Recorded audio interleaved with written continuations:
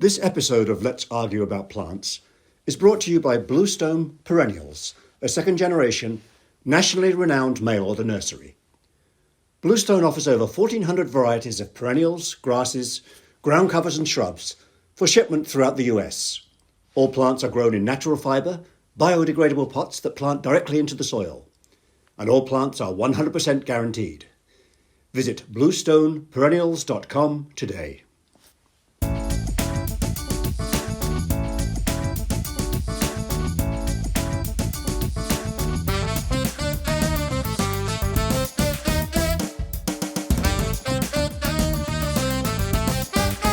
Hello and welcome to another episode of Let's Argue About Plants, the podcast for people who love plants. But not always the same ones. I'm Carol Collins. I'm the associate editor of Fine Gardening Magazine. And I'm Danielle Sherry. I'm the executive editor. And today, Carol, we're getting amped up. It's spring. Spring has sprung. You can't tell from the sweaters we're wearing on camera here as we tape this podcast, but it is spring and we're thinking about shopping at the nursery, at the local garden centers and at the nursery, and what we're going to fill our shopping baskets with. So we're calling this our shopping list plants for the year or for the 2022 season, I guess. I can't wait to get to the nursery. I have not been yet. Have you? I have not been yet, but I have done a little online shopping. So I've got one or two that are from that list. Oh, nice. I like it. I will say that I get pretty spoiled because I get to do the new plants feature that we feature every year in Fine Gardening. And so you might see some familiar candidates off of there. It's a really dangerous feature to do in the magazine every year because honestly, I get to see all these lists from these plant breeders and go, yep. And I want that one and that one and that one. And I have zero space for any of these plants. Right. It's hazardous just reading this article, let alone editing it, right? Right. Yeah, it's so true. Because I even see the ones that fell off the list and I still want those too. So I will say, full confessional, I have a couple that are on there. And then my list also includes, I take stock this time of year of the garden. Things are starting to perk back up. I can see where there's holes. I can see those problematic plants that really at this point, I just have to edit out and find something else for that spot. Do you do the same thing? Is this a universal gardener thing that we all do? I did it like last weekend. I ripped out a plant. I was like, you have been on the chopping block for, 3 years. I've been wanting to get rid of it. Gone. Nice. And is it leaving a hole that you get to fill, or is it going to be something that, it was just overcrowded in that spot anyway? Now, this is like a prime real estate spot. It's between the deck and the patio. And I had it was Wachita thornless blackberry. And it's kind of weedy, man. I don't know. It overstays them. It goes everywhere. It's a bramble. So it goes out in the path. It was growing up through the deck. So I dug it out. I put the bare root plants out for the local gardeners and they have been taking them away and it is fantastic. I couldn't be happier. And now I have all this space and some of the things that I have on my list might be going there. Oh, well, give me one candidate that for that particular spot that you might be throwing into that prime real estate location. Okay. So I am a big fan of the summer alliums. And last year I got Summer Beauty. And boy, is that a nice one. It gets 18 inches tall, about 12 inches wide, hardy zones 4 to 9, loves full sun, moist, well-drained soil. And it forms these clumps that are sort of slow to take hold, but they start spreading in about 3 years.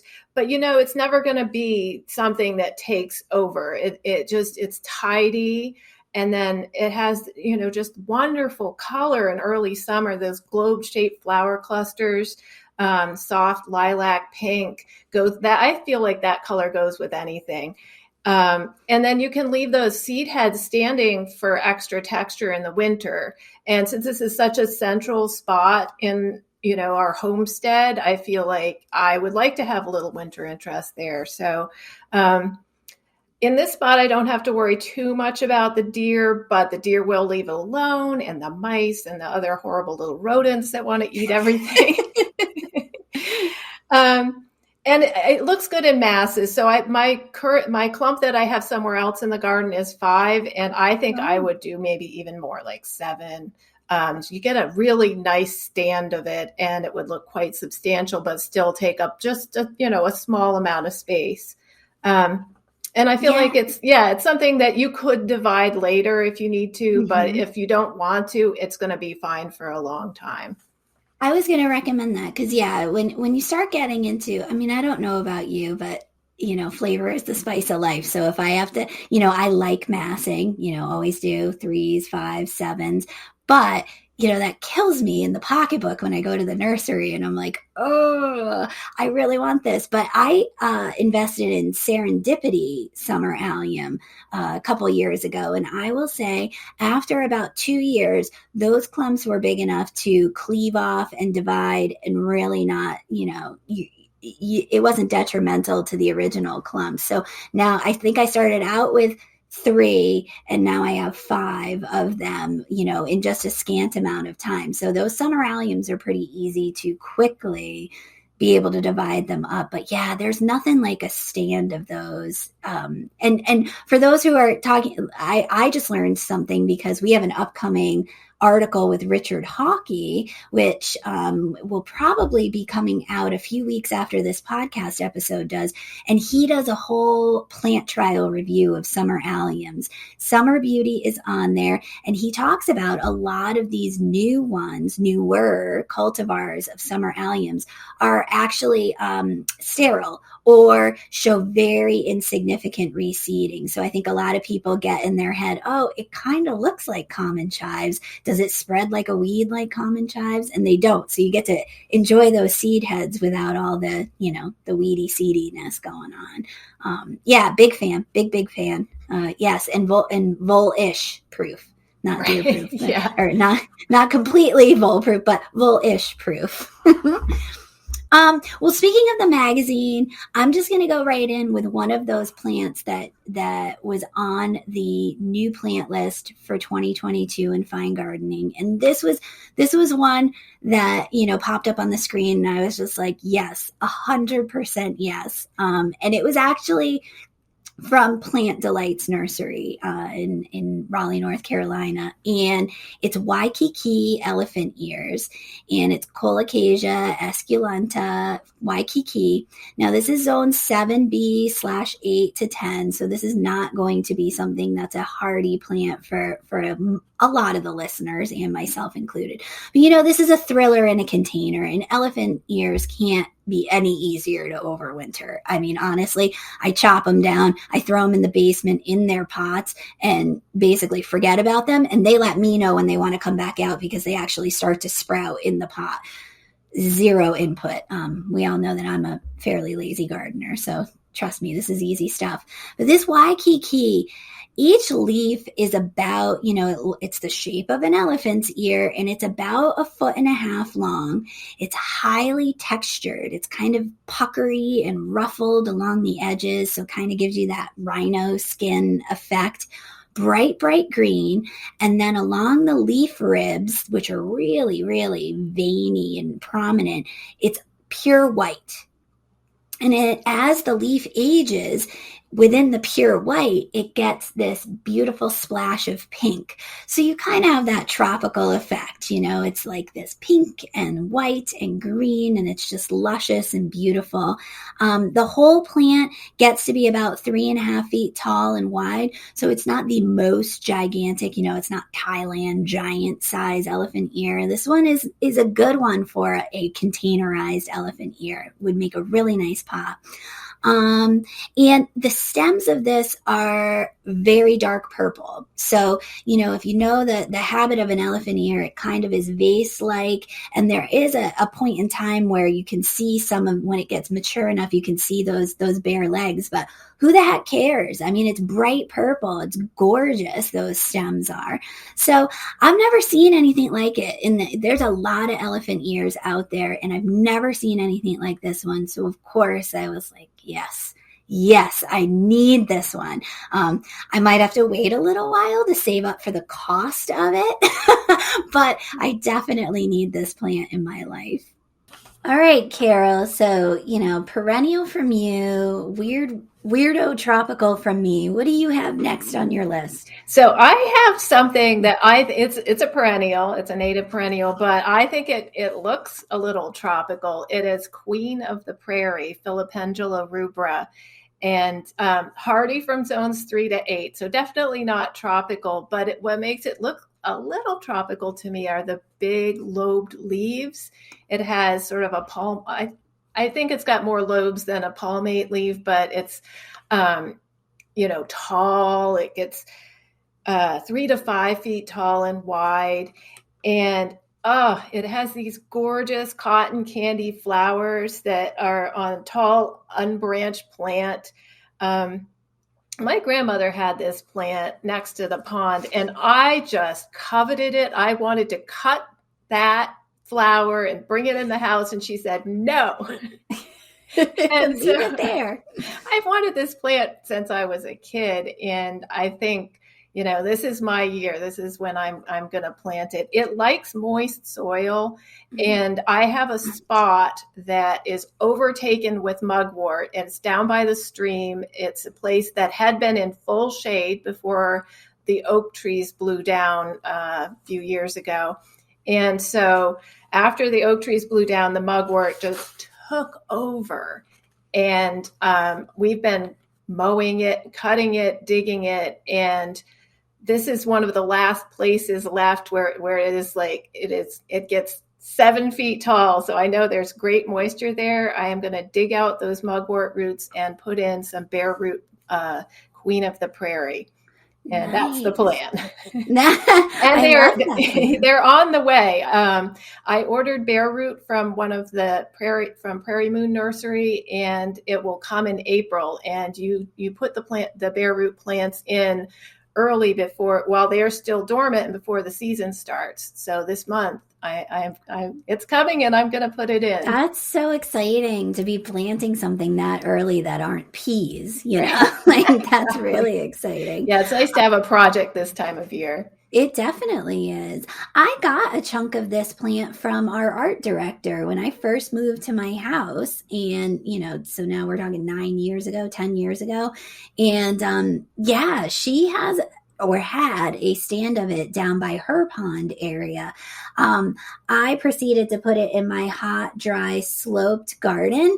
And so it's still there, but it definitely, I wouldn't say struggles, but it doesn't realize its full potential where I have it. But the coolest thing is it's so tall that it pushes up through my coral bark Japanese maple. And then there's at this point, usually midsummer, where, you look twice and I go, is the Japanese maple blooming? But it's those cotton candy flowers that have pushed up through the lower leaves of the Japanese maple, and it's the Queen of the Prairie, Filipendula.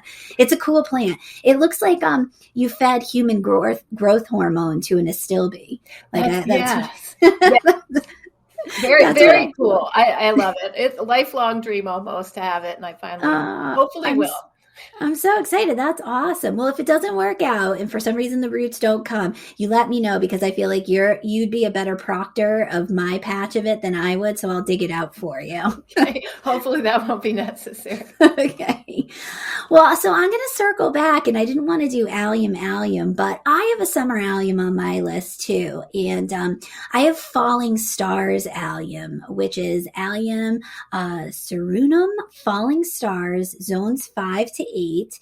This is another of the summer alliums, and we keep designating them as such because these are ones that behave more like an herbaceous perennial than a bulb that you plant, in fall and comes up with those giant, huge planet-shaped flowers in the spring. So this one is, I caught on to it from, I believe, a webinar that Richard Hockey from the Chicago Botanic Garden did for us last year on new plants that were showing promise. And it takes a lot for me to get excited about white flowers, but this is a white flower. And so its species is the nodding onion. So you can imagine that it takes those, beautiful little compound white flowers that are about the size of a golf ball. And this one nods down. So it really does look like shooting white stars are coming out of each one of these flowers, these compound flower heads. And the cool thing is that alliums, which I never knew until reading Richard's article, the alliums go through a fruiting stage. So before they technically go to seed, the fruits plump up inside of those flowers. And this one, the fruits are purple. And it's constantly in this state of mottled color on all the flowers that are developed. And there's a plethora of flowers that come out of this little grassy-like clump of allium. So you've got white, you've got purple, you've got ones that are kind of, going past a little bit into the tawny phase. And it's always happening. It was just really a gorgeous plant. And I always love it when a flower is dying and it looks just as good when it's dying as when it's first coming out and blooming. Hey, sign me up for that, right? So this is 24 to 30 inches tall. So this is a little bit taller than your summer beauty, but only about 12 to 18 inches wide. So a nice, well-behaved clump. The foliage is not blue, not green, kind of in between, it's kind of that in between color and looks strappy like a carex or like an ornamental grass, kind of low and tough like. It likes full sun. It likes well-drained soil. It doesn't need fertile soil. It survives in hell strips. So this is a good plant for me and where I need to put it because I need it on that slope that I have really, really terrible soil. You can expect the flowering generally, summer alliums, takes place. This one blooms a little bit later in summer. So, for us here in New England, it would probably be around the mid-July to end of July marker. But yeah, so that's Falling Stars allium, and it's zones 5 to 8. It's a newbie that is on my list for sure. Did you happen to see that Falling Stars allium, Carol, in Richard's webinar? I didn't. I missed. I'm going to have to go back and watch. Can we go back if we're members of All Access and watch webinars on the website? Yes. Oh yeah, definitely. Okay. So if you can, you have unfettered access. If you add, so what Carol's talking about, you guys, hey, it's a plug. If you add an extra $10 onto your subscription to Fine Gardening, you get to access everything on our website without hitting that annoying gate. And all of our past webinars are up there. And yeah, that one from Richard Hockey was one of our top rated ones. Like people loved it. It was so good. But yeah, you'll see Falling Stars on there. Okay. Worth the price of admission alone just for that one webinar. Right. I know. Come on. $10. Come on. Yeah. Sign up, y'all. All right. So what else you got on your list, Carol? I'm curious if there's like any shrubs, trees. Yeah, I've got a woody coming up. Okay. This one was a pure case of like neighbor garden envy. I like it, peeking over the fence. Yeah. So I have a couple neighbors, and they are plant people. They've worked in nurseries. They've been around plants, like that's their career, and so they've got some cool stuff. And I was out for a walk in I think it was early March, and it was getting dark. And I smelled this beautiful fragrance. And I was like, this is not somebody's like dryer sheets that I'm smelling. And so I followed the fragrance, and they had this beautiful witch hazel that I could barely see because it was dark. I went back the next day. It's got beautiful, like coppery orange flowers instead of those typical witch hazel flowers. Mm-hmm. It's like burnished copper, and with coming out of the purple calyx. And I had to know what it was. So I posted on Facebook and I said, I think this might be orange peel. What is it? And within the hour, Fred texted me and said, oh, it's Jelena witch hazel. Jelena. Beautiful. Yeah. So I am a fan, and I think I might want to get one to match theirs. It is Hamamelis Intermedia Jelena. It was previously known as Copper Beauty. And that is, those intermedias are hybrids of Hamamelis japonica and Hamamelis mollis. And so they're is it interspecific, interspecies? Interspecific, cross, hybrid. Grows zones 5 to 9, so most people can grow it. Multi-stem shrub, it gets 8 to 12 feet tall and wide. So I find like that is the sweet spot for me. I have a kind of a small garden, and that if I know that it's not going to get too big, there are a lot more places that I could use something like this. It is slow growing too, so it's going to take a while to reach that 8 to 12 feet tall and wide. It likes full sun to partial shade. It can take a little shade, moist, well-drained soil, plenty of organic matter. It's, it's sort of an understory thing. So it's going to like some good leaf litter or whatever you've got, compost, mulch, sweet smelling winter flowers, just when, when you're not expecting it, and it's such a just subtle fragrance. I would love to have that closer to home. And so, so I don't have to take a walk down to Fred and Cindy's. And that showy coppery color on the flowers, and then soft green leaves in the spring and summer. And then it gets like fall foliage color too, which I think is like a bright coppery color as well from the pictures I've seen. I know they must have put that in last season. I didn't see it in fall color. So that's something but I think it's going to be good. You have to monitor its progress this year. Exactly.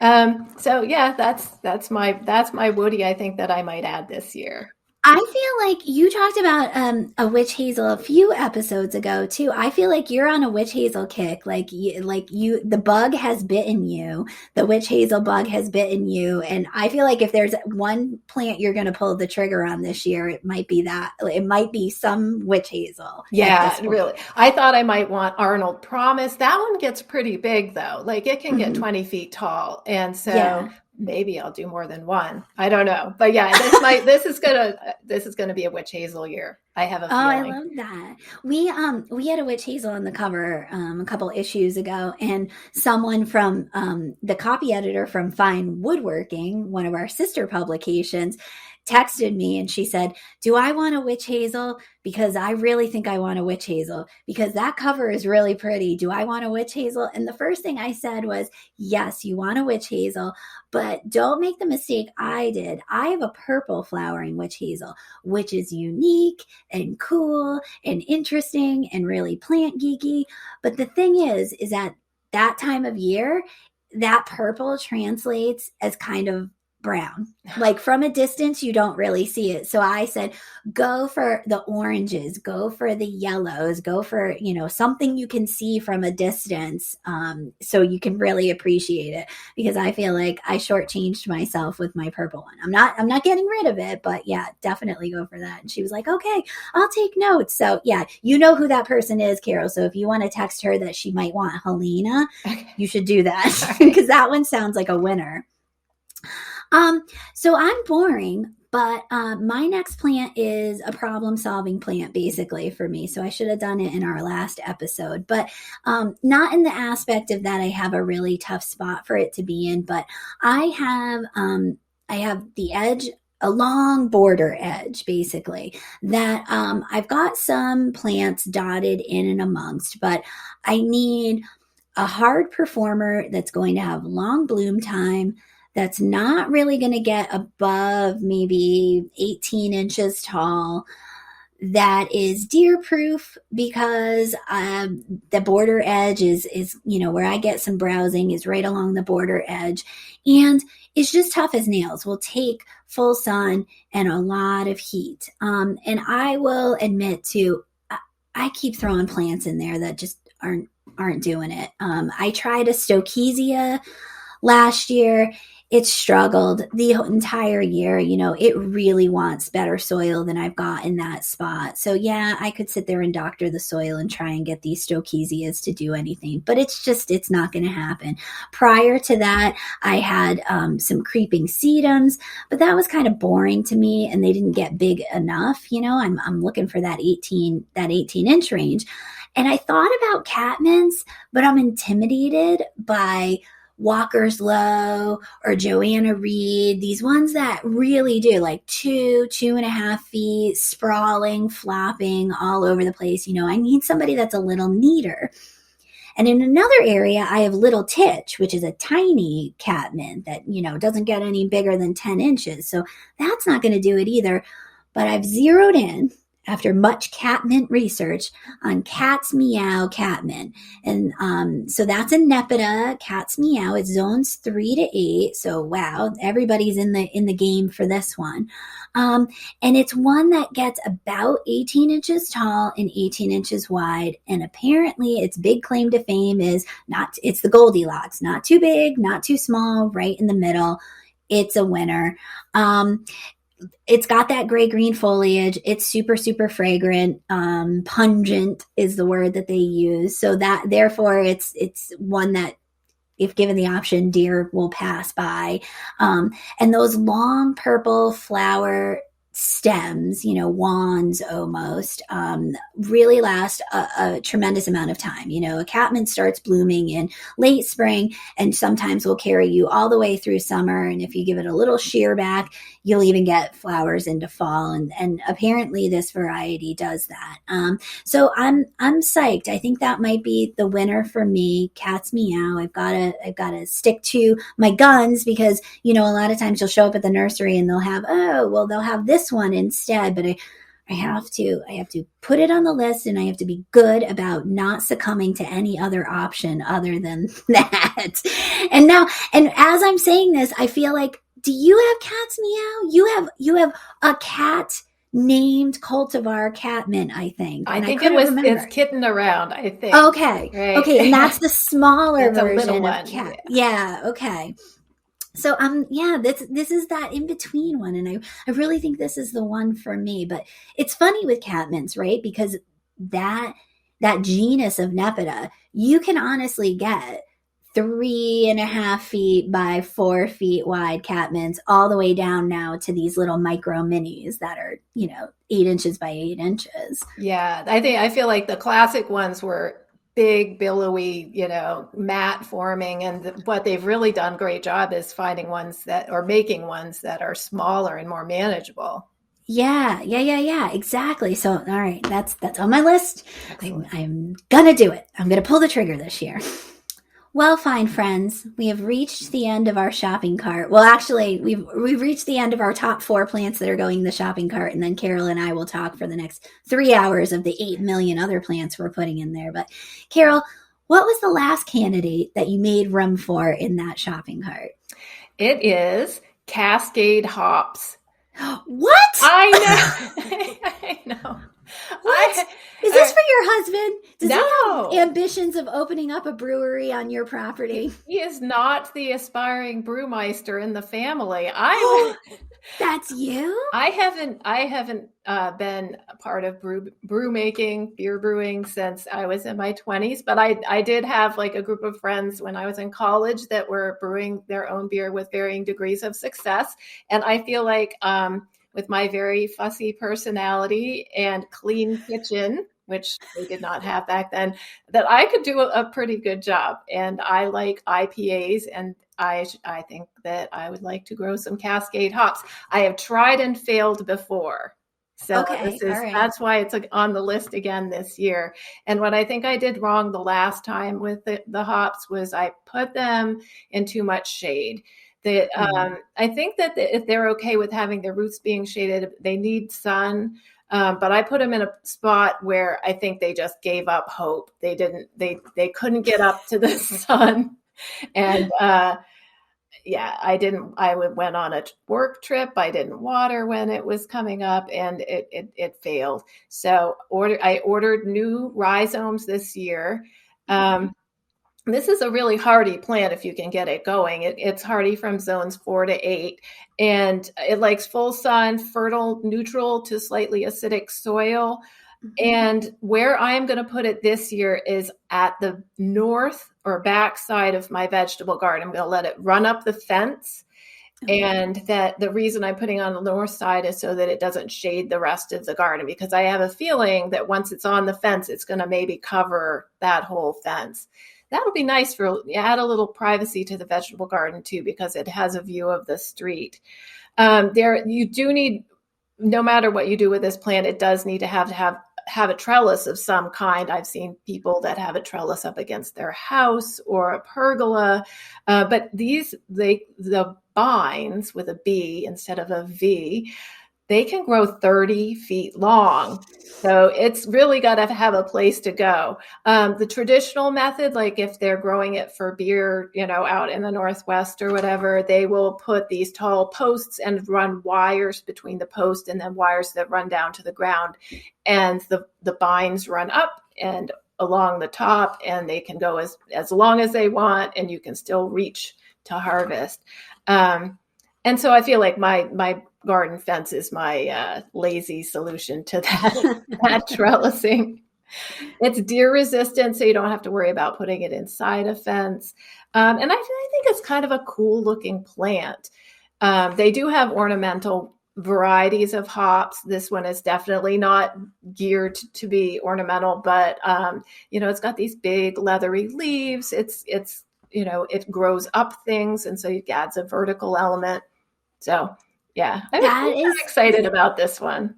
That is the dark horse of the episode. I am psyched. That is really cool. Yeah, it's interesting. Even breweries around here. We have one that's in Colchester, Connecticut, which is pretty close by where I live, and I think it's called like Hopology, but they used telephone poles. You can see them. I mean, it almost looks like an agricultural field that they drilled in, augured in these telephone poles, and just have these simple wire structures. And the hops, I mean, however tall that is, those are probably close to 20 feet tall. The hops within 2 years reach the top of that, and you can see it's a really, really pretty plant. I have a golden hops. I have it in too much shade. I did it for the foliage, not for the hops, really, because it doesn't produce that many hops, but it's in too much shade. But it's really cool, and it's an awesome vine because, man, I hate those vines where it's like, I'm a vine, but I have to be tied up every 2 inches in order to vine myself onto things. Hops is like Velcro. It's got, you even feel it, and it's like Velcro. It just like sticks itself to whatever it comes in contact with. So it's a low maintenance vine from that perspective. You might need a machete to keep it in check after a few years, but I have faith in your pruning abilities. Yeah, they say you can cut it right down to the ground at the end of the season too. So that's nice. You just clean it up, and then it'll send up new shoots in the spring. And one thing that I've been reading from the supplier is that you should select just a few of those shoots, the strongest ones, and then just nip off the rest. And then it'll put all of its energy into those few. Interesting. Yeah, that's cool. It really does behave almost like an edible would, where you're selecting for all of that energy to be put into the fruit production on one end of the tree. Interesting. Yeah. That's so cool. All right. Well, we're going to have a report back. We'll have an episode. Let's do it in like maybe September, October, and we'll do reporting back on our shopping plants. Okay. Which ones actually did we get and how did it go? Because I'm interested. I want to follow the hop saga. All right. Well, so my last plant is a woody. I needed to get a woody on there. It's weird that I didn't have any up to this point, but I've never met a Caryopteris I didn't like. I have more probably of the genus Caryopteris in my garden than any other variety of plant, which is hilarious because it is marginally hardy for us. Most Caryopteris, blue mist shrub it's called, or bluebeard, are in the 6B to 7 range, but I roll the dice, man, and most of the time Caryopteris does not let me down in my Zone 6 garden. So this is Caryopteris in Canna and a bunch of letters. I'm not even going to say it because the name of it is Beyond Pinked Bluebeard, and it is a pink bluebeard. It is a pink blue mist shrub. Most of Caryopterises bloom in that lovely sky blue, spider-like flowers in late fall, and we're talking late fall, October around Halloween is when this small shrub is putting on its show. So this Beyond Pink is cool because it almost has wands of pink flowers instead of these little spider-like, almost spirea-like flowers on the outside. These are very pagoda-like. It almost looks like multiple scoops of ice cream down the branch tips of pink flowers. The overall shrub gets 2 to 3 feet tall and wide. God, I love most Caryopteris do that. Like that is, you talk about a sweet spot. We talked about it with a tree with the witch hazel. This is the sweet spot for shrubs. 2 to 3 feet tall and wide, nice mounded shape. It has gray-green foliage, which is a little bit fragrant.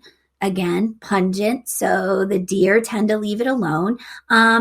They're super easy to grow in lean, well-drained soil, full sun. The fact that it's got that foliage also makes it rabbit resistant. I know because a friend of mine has a serious rabbit problem and she loves planting Caryopteris for that reason. This is a new plant for 2022, and so I don't know how available it will be out there. I mean, sometimes new plants, there's a plethora of them at the nursery. Sometimes you have to wait a year for really you start to see them show up on the nursery shelves. But yeah, I mean, it's a fall wonder shrub. It's a time of year when, other than fall foliage colors, if you're in cooler zones, not much is going on. And I just love that. I love that from the perspective of me being able to enjoy it. And I love that also for the pollinators that just go bananas and are just, as happy as can be that I'm giving them something right before the snowflakes fall. So that's Beyond Pinked Bluebeard, blue mist shrub. Lots of different common names, but it's Caryopteris, and look it up. It's pretty cool. And now, because everything sounds better with a British accent, here's Peter to talk about what he's shopping for this spring. So today's episode topic is shopping list plants, you say? Let me think. Nope, I don't have anything. But rest assured, I will be developing a shopping list this spring, just not for plants, but for retirement items. Yes, that's right, dear listeners. Your resident Englishman is finally hanging up his editorial pen. But fear not, I've already committed to popping back in to offer my 2 cents to this illustrious podcast from time to time. Which brings me to my spring shopping list. After years of sporting the customary work attire of an editor, smart trousers paired with a starched Oxford shirt, I'm in need of a proper pair of tracksuit bottoms. A translation for those listening stateside, I need some comfy sweatpants. Although I plan on being a fairly active retiree, after 40 plus years of meeting stressful deadlines, my plans for the first weeks of retirement are nothing. I will lounge about to my heart's content, looking only occasionally at emails and never breaking into a sweat about an impending due date. Next on my list are flip-flops. Please note here that I opted for the American term for these sandals instead of the UK version, which is thongs. I worry that you might get the wrong idea about my retirement plans if I discuss putting thongs on my shopping list. My lovely wife and I plan on travelling quite a bit, now that punching a clock from 9 to 5 will be a thing of the past. And when imagining myself on a white sand beach in St. Lucia, I realised that leather loafers would be a less than ideal footwear choice. The last item on my list is a good book. I'm sure the reasons for that are fairly obvious, given my upcoming beach getaway. Perhaps a mystery, or the new history of Luton Town Football Club, a team that's 137 years old this month. Although my wife has explicitly asked that I leave the red corrections pen at home. But I'm not making any promises. After all, you may be able to take the red pen off the shopping list, but you can't ever take the editor out of the Englishman. Peter just had to rub it in, didn't he? That, he's retiring. So, he's shopping for comfy sweatpants and all sorts of retirement gear. I thought we were going to talk about plants here, Peter. What the heck? If I was retiring, I would be shopping for plants. See, that's the difference between us and Peter.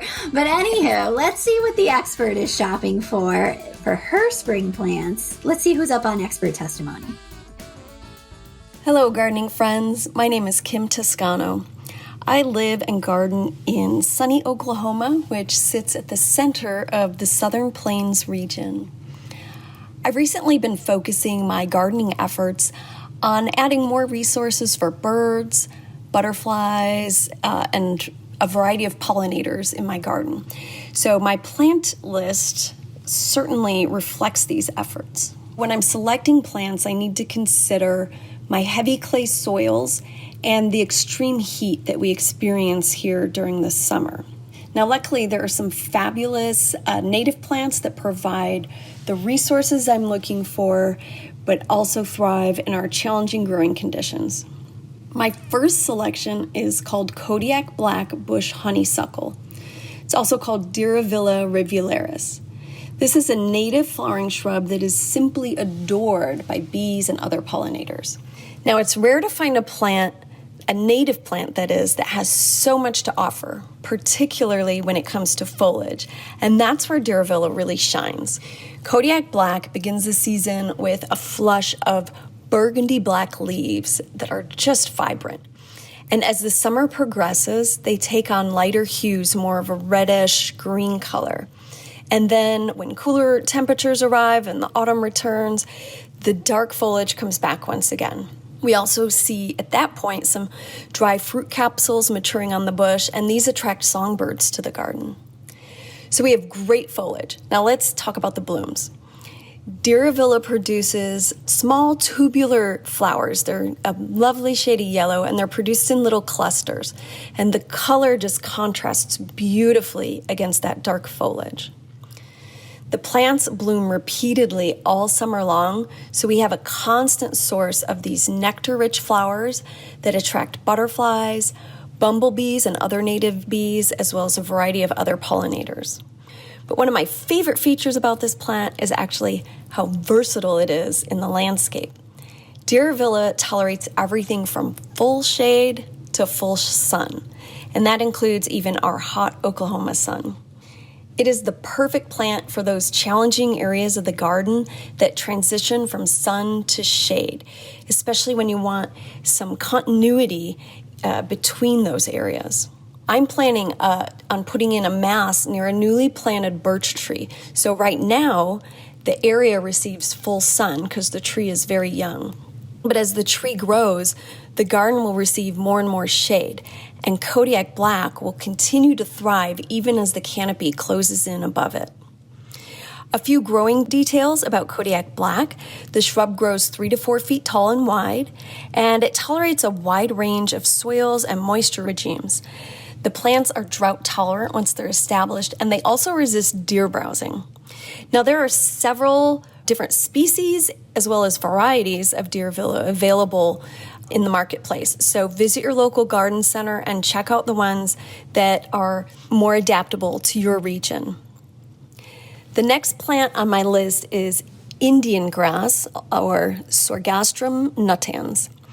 It is one of what is called the 4 horsemen of the prairie. The 4 horsemen are the native grass species that dominate the tallgrass prairie habitat.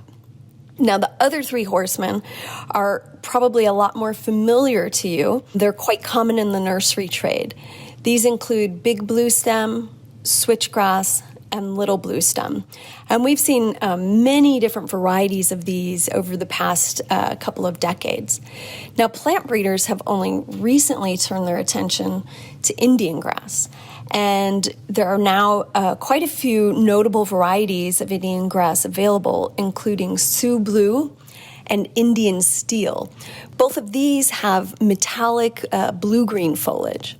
And then there's Thin Man, and that is the variety I have pictured here. Now, as part of my bird garden, Indian grass has a number of functions.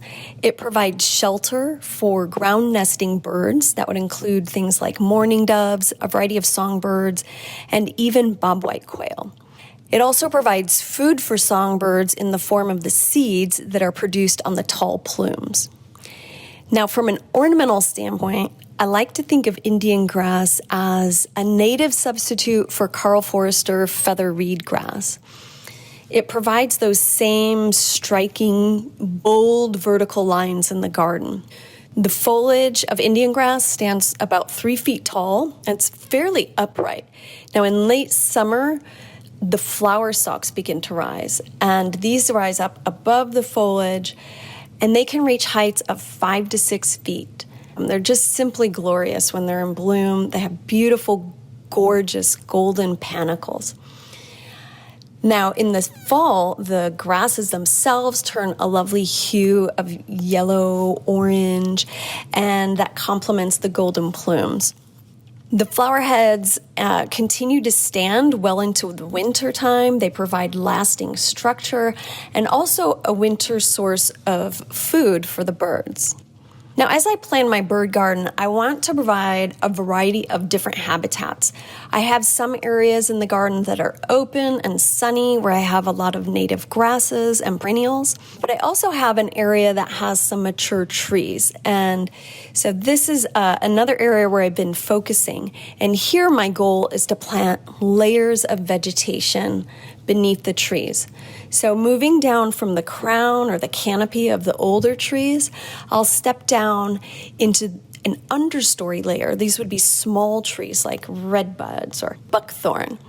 And then from here, I'll step down to the shrub layer like the Diravilla that I talked about, as well as perennials and ground covers. So for my understory tree, one of them, I'm planning to plant a red buckeye, which is called Aesculus pavia.